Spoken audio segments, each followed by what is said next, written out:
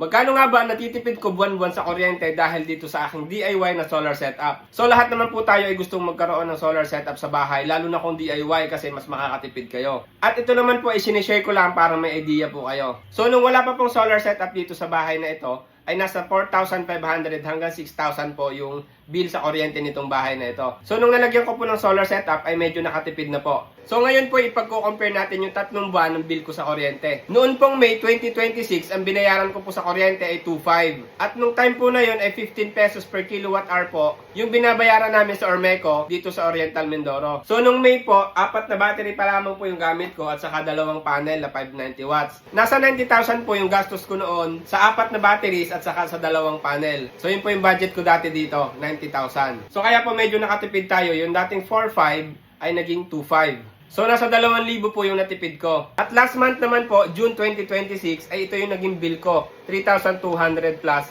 Dahil nagtaas po ng singil sa kuryente si Ormeco. So naging 18 pesos per kilowatt hour po yung presyo ni Ormeco noong June 2026. At dahil po lumobo na naman, naging 3,200, ay napilitan po akong bumili ng 2 battery pa. So naging 6 ito. Tapos nagdagdag pa po ulit ako ng 2 pang panel.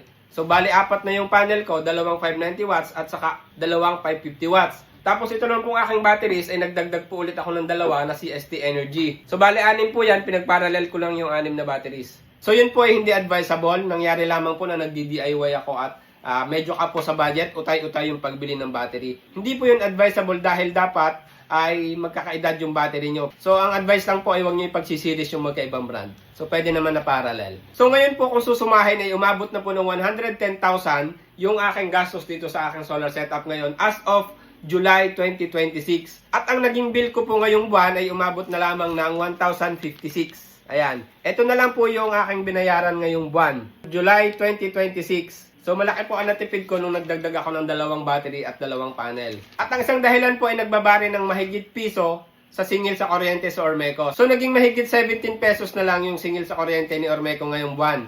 At ngayon pong darating na August at saka September ay magdadagdag pa po ako ng 2 batteries. So magiging 8 na ito at saka magdadagdag pa po ako ng 2 solar panel at saka 1 wind turbine. So yun pong project ko na yun ay para sa zero bill ko sa Ormeco. At sana nga po ay magtagumpay yung project ko na yun para zero bill na po ako sa kuryente. At ayun po sa mga nagtatanong po kung magkano na nagastos ko dito sa aking solar setup na DIY sa bahay.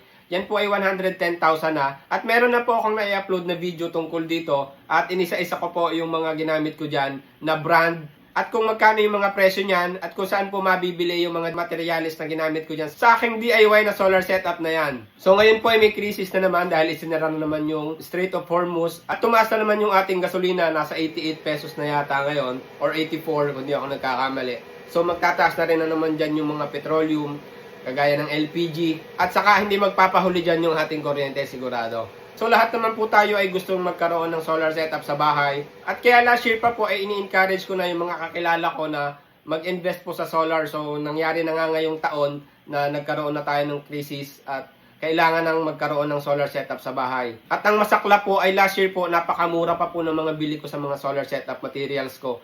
Ngayon po talagang taon ay lumobo. Halos na doble po. Dati po nabibili pa namin to ng 6,500. Meron pang 7,500. Hanggang nag-8,500 at ngayon po ay nasa 12,500. So pag nagsisale po, umaabot naman ng 10,500, abot pa po kayo. So may link po ako dyan, ilalagay ko sa comment section kung saan nyo po mabibili yung mga materials na ginamit ko dito. At so ayun po, sinare ko lamang po yung aking solar setup dito sa bahay, kung magkano yung natitipid ko sa kuryente. At kagaya po nung isang taon, lahat po ini-encourage ko na mag-invest po sa solar dahil mapapakinabangan po natin yan at makakatipid tayo.